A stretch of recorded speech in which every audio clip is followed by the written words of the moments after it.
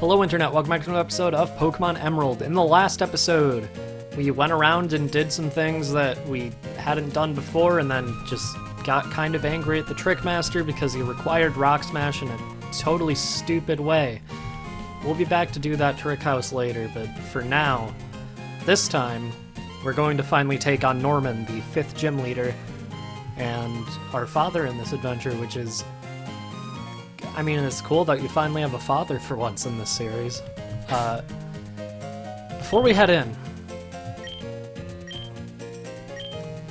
we got Toxic in the last episode, and Toxic actually has 100% accuracy for poison types. I'm not sure if that's in this generation, so future me put it on screen if it's not. Oh no! But I'm not actually going to teach it to Carbon. Mirror B doesn't learn any really good moves for quite a while, and while we will be getting a particularly good move soon, it's still going to be a bit, and we're never going to end up using Astonish again. So, I'm going to go ahead and give Mirror B Toxic just so he can stall out opponents, because he's not really good for much else other than giving status conditions at the moment, and Toxic Poison is a pretty good one. I would teach something Double Team. It would actually be particularly helpful in this particular gym, but I'm not gonna. Overheat. Only Summer can learn it, and I honestly don't remember what Summer has, so I'm gonna debate whether I should teach it or not. Double Kick, Peck, Bulk Up, and Ember. We don't really need Peck. Overheat is very situational, but I do like it, so I'm gonna teach it to Summer. I went and tweeted that I was planning on grinding before this gym because I don't want to lose like I have to basically every other gym in the game other than Roxanne. I'm not gonna though. I don't know, it doesn't really seem cheap to me, it's just not something I really have time to do, and besides I really just want to record again. It's been a long time since I've recorded Pokemon. It's been like a few weeks at the least. So let's head in. Hey, now how's it going, Champion Bound Winter? The doors in this gym open when you beat the awaiting trainers. Whoops! The doors in this room are already open, so don't attack me. The trainers of Petalburg Gym use all kinds of items. The door at the left leads to the speed room. The door at the right leads to the accuracy room. The room's name will be on the door, so choose carefully. Once you've chosen the door, well, hey, go for it. I'm gonna go into the accuracy room. I am going to be fighting every trainer. Once you beat a trainer in a room, you can go back and beat trainers in the room you didn't choose. And honestly, I'm just gonna speed up after I go through all the rooms on this side, or at least the first path of rooms on this side, because as you can see, there are going to be a lot of alternate options, because these trainers just have a lot of generic normal types, and their only real gimmick this time around is that they use X items. So this girl in this accuracy room is going to be using X accuracy on her Pokemon, and she's also going to be using Sand Attack on this Delcatty to lower your accuracy, which I guess makes it a good thing that I led with Jet. It's pretty annoying, and she has Shockwave. That's what accuracy room means. She has moves that never miss. I was incorrect, and I deeply regret starting with Jet. I think the Delcatty still has Sand Attack, though, so I don't think I was wrong about that. Unless I'm remembering something else in this gym, which I might be. Maybe Sand Attack is in the evasion room. I'm not sure if there is an evasion room, though. I don't know. As you can see, I don't know this gym very well. I know the gym leader, and that's it, because, again, there's a lot of generic normal types in here. Delcatty is probably the most unique one we'll be seeing other than Wigglytuff later. So, yeah, there's nothing too exciting about this gym in any way. You were a cut above me. Sure was. Although your Delcatty did some good damage to my team. I'm not gonna lie to you. Recovery room. You can guess what that means. Defense room. Sure. The higher the defense, the more reckless I can be in attack. Okay, Anakin. Cool trainer Anakin. I'm gonna call her Anakin because that's an Anakin. That's something Anakin would say. I've been watching a lot of Star Wars and playing a lot of Star Wars games lately. I really like Star Wars. Yeah, this Wigglytuff is probably the most unique thing we'll be seeing in this gym. Oh, that did a lot. Wigglytuff's sprite in this game, like, weirds me out. I don't know if this is just me, but, like, something about the fact that it has, like, the cat lips is just weird to me. Maybe it's because cat lips weren't really, like, a popular thing at the time, but I don't know. It just seems weird that they design a Pokemon that way, especially given the fact that this is the only time it's been depicted with its mouth looking like that. Just got it down with our first use of Overheat. It's gonna be a fun move, I can already tell. Our defenses weren't enough. They sure weren't. Alright. What's next? One-hit KO room. Strength room. Let's go strength. One-hit KO room doesn't mean one-hit KO moves. Actually, maybe it does. I really don't remember. I just remember it has a lot of really strong attacks, but I'm not sure if those are actually one-hit KO moves. There are 3 one-hit KO moves in this generation. There's Fissure, Sheer Cold, and I think Horn Drill? Maybe. I'm not completely sure because I just don't really use one-hit KO moves, but I know there are more than 2 in this generation, which logically leads me to believe there are 3. Something about Zangoose in this generation is that this is the only time it's been depicted with purple claws. Even in Pokemon Coliseum and XD, you can see that its claws were either black or white. I don't remember what one of those 2, but it was one of them. In Pokemon Black, White, Black 2, and White 2, it had, like, a pink tint to its claws, but this is the only time that its claws have just been purple. Like, without anything special about it. I'm not sure why they changed it. It's probably because it, like, led to the false impression that it's a poison type, because it has a rivalry with Seviper. But I don't know for sure. It's just a weird thing that they never really brought back. Gym Leader's Room, see for yourself what Pokemon await you. Alright, I'm gonna go back and heal, and then I'm gonna speed up and fight the rest of the trainers in here.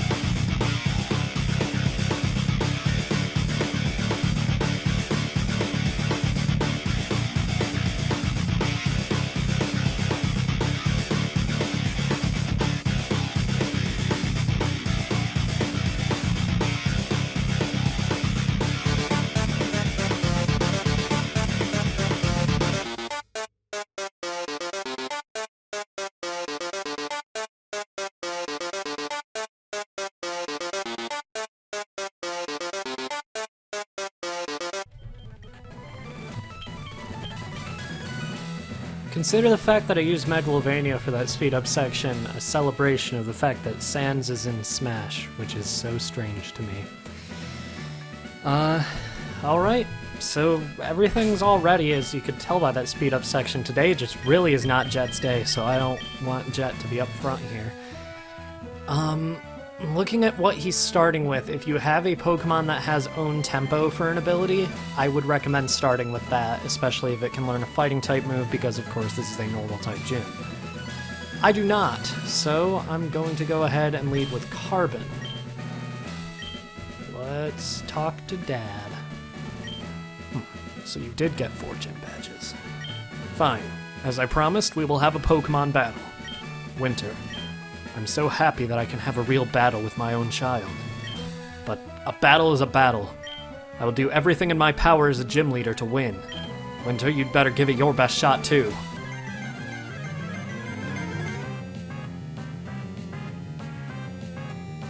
Leader Norman would like to battle. I'm so glad it does not say Leader Dad, because almost every other opportunity this game has, they just call him Dad, but his name is Norman. He's going to lead with Spinda, level 27, normal type, own tempo for the ability, knowing the moves Teeter Dance, Psybeam, Facade, and Encore.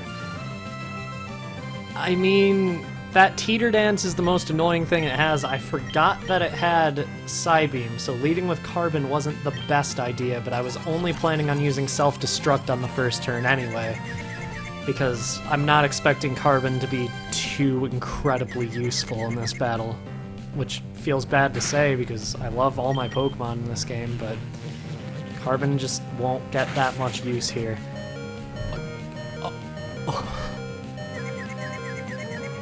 Oh my god, Carbon, your survival there was imperative, and you managed to do it, and I'm very happy about that. Good job. I can't believe Carbon... That was like a literal 1 HP thing. Like, Carbon literally survived with 1 HP, which never happens. Alright, let's go for Summer next. I'm also not expecting Summer to get too much usage here, because I know Summer's a fighting type, but these normal types have pretty high attack stats and pretty powerful moves. And on top of that, this Vigoroth is a normal type, level 27, Vital Spirit for the ability, so you can't put it to sleep, knowing the moves Slash, Facade, Encore, and Feint Attack.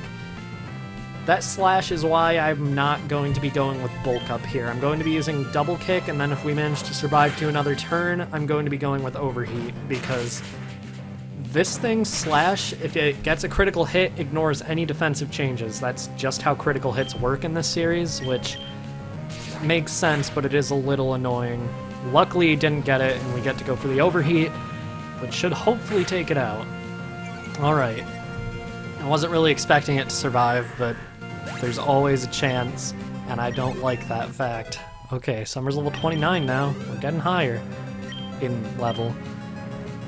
Okay, next is Linoon. I want to save Ingo. Mirabee, you are up next. Okay. Linoon is level 29, normal type. Pick up for the ability, as ours does, as all Linoon do in this generation. Knowing the moves Slash, Belly Drum, Facade, and Headbutt. You're lucky if this thing uses Belly Drum, because that actually raises its attack to the max but lowers his HP by half, and since Linoon is so fast, you're almost certain to go after it uses Belly Drum, meaning you have a good chance of knocking it out. Unfortunately, if you don't knock it out, then it just has max attack, and he's likely to use a full restore. I'm not really expecting to knock it out here, especially because that was a critical hit from one hit from this, and yeah. But, I mean, it's still nice that he gives you that option. Unfortunately, this means Mirabee is 100% going down on the next turn, and if it gets a critical hit, then that's just overkill. Alright. Why do you hit 5 times when you don't need to, Mirabee? And of course you actually hit 5 times, and don't make me eat my words. Let's go Toxic. Yeah, that Slash is gonna knock out, there's no chance. Alright. I should have gone Toxic on the first turn.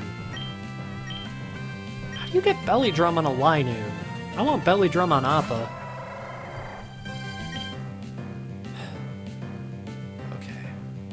His is by, like, without a doubt fast. Of course, I eat my words. I was going to use Headbutt to hope for a flinch, but of course his is faster. Or is not faster. Okay, Jet. You're faster than, Appa, so... Let's see how we do here. Good. Okay, critical hit, too. Good job redeeming yourself for that horrible run on the way here. And his last Pokemon is something you might have expected because of how much high praise I gave it in the beginning of the series. Slacking is level 31, normal type, truant for the ability, holding a citrus berry so it restores some HP when it gets low on health, knowing the moves Counter, Yawn, Facade, and Feint Attack. That counter is going to be extremely annoying because all we have on Ingo are physical moves. The reason I wanted to use Ingo is because it resists Facade. Yawn doesn't really matter when it resists Facade, and Counter can't be used when it's asleep anyway, and Feint Attack doesn't do a ton of damage to Steel types. However, I don't think we're going to survive this with Ingo. I'm really only counting on Ingo to get it down to low-ish health. That's not going to knock out, but... Takedown might do more damage, honestly. Yeah, and we don't even take recoil from it. Essentially, what you want to do with the slacking is get it down to low health so it uses its Citrus Berry, lure it into continuing to use Yawn or Counter while you're using moves that aren't physical. And, yeah, that Truant will take care of the rest because it can only move every couple turns. You can luckily stall it out pretty easily because of that ability, so... Yeah, this thing's not very threatening if you just heal up every other turn. I don't know why I didn't start doing that, like, immediately, but whatever. Alright, loafing around. I'm gonna do an awesome read here and just assume he's gonna go for another counter, so let's use the blue flute. On it won't have any... Okay, we can't just waste a turn with the blue flute like we could with the Poke Flute.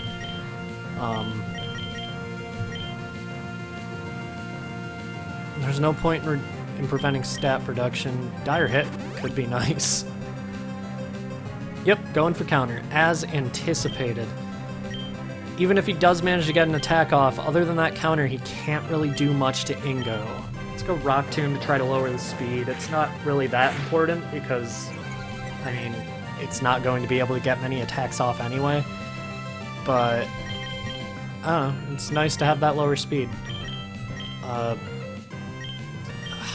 Man, now we have to consider how we're going to waste turns, because wasting turns has gotten harder and harder over the years when in Gen 1 you could just use potions on full health Pokemon. Actually, no, you couldn't, but for some reason Blaine always did on his Ponyta, which is really strange. Since we just missed, I think it's a good idea to go with the X accuracy. Do we not have an X accuracy? Am I just crazy? Did I not see? Okay, I did see one. I'm not crazy. This might take a while, but it's the easiest way to win, and it's going to be really nice to get some experience on Ingo. That was a good hit. It's going to use its Citrus Berry now. Of course, okay, that's fine. We can deal with it. Man, it only restored it back to what it was at the beginning of the turn. That is unfortunate. Oh, why did I use Takedown? Doesn't matter, because it can't do that much to restore health, but... Or it can't do that much in terms of health when we aren't hitting it that hard. But if we had just gotten a crit, that probably would have taken out Ingo. Alright. I'll Super Potion now because we're at half health. Because he still does have the ability to attack, it's just not going to be too much damage. He's going to use a Hyper Potion, of course, we're going to be here forever! Future me. Speed this up until I'm back into low health.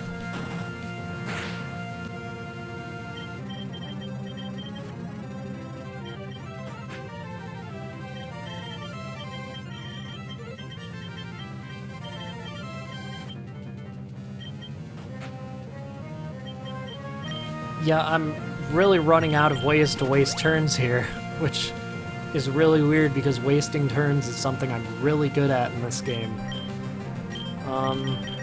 Let's just go Rock. Why did I go for Rock Tomb? Takedown has been doing so much damage. Whatever.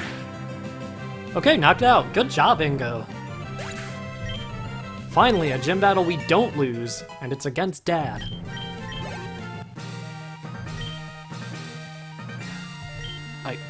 I can't believe it. Winter. I lost to Winter?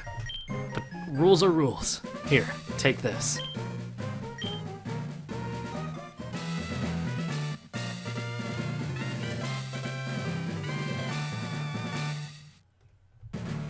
With that badge, the defense of all your Pokemon will increase. Pokemon that know the HM move Surf will be able to travel over water. This is my gift to you. Winter, I'm sure you can use it correctly.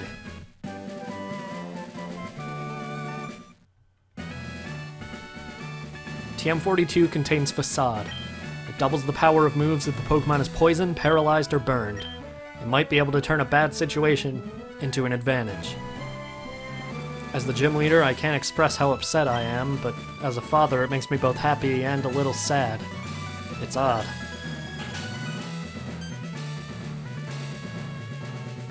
Ah, there you are, Winter. Please come with me. I have something I want you to have. Norman, you don't mind, do you? Let me borrow your Winter for a minute or two. Don't talk about me like I'm an item, Mr. Wally's dad. Pardon me for pronouncing your name wrong. Winter, please excuse us for dragging you here this way, but our Wally's become very healthy since he went to Verdanturf Town. We owe it all to you. When Wally left town, you helped him catch a Pokemon, right? I think that made Wally really happy. Actually, not just Wally, it made me, his father, happy too. Happy that he's gained such a great friend as you. This isn't a bribe or anything, but I'd really like you to have this. Nobody was accusing you of bribing me. There was nothing for you to bribe me about. If your Pokemon can surf, you'll be able to go to all sorts of places. Surf is a fantastic water-type move. It's really weird that there are actual good HMs. In fact, we got 2 in a row, Surf and Strength. Surf is a 95 power, 100 accuracy water-type move with no bonus effects, and you bet I'm teaching that to Mirror B. Who do you think I am? Mirror B needs to be able to actually do damage. I'm getting rid of Bullet Seed. We will be getting another grass-type move that's worth learning pretty, well, not soon, but in the future. But I do want Mirror B to know Surf because it's one of the only good HMs.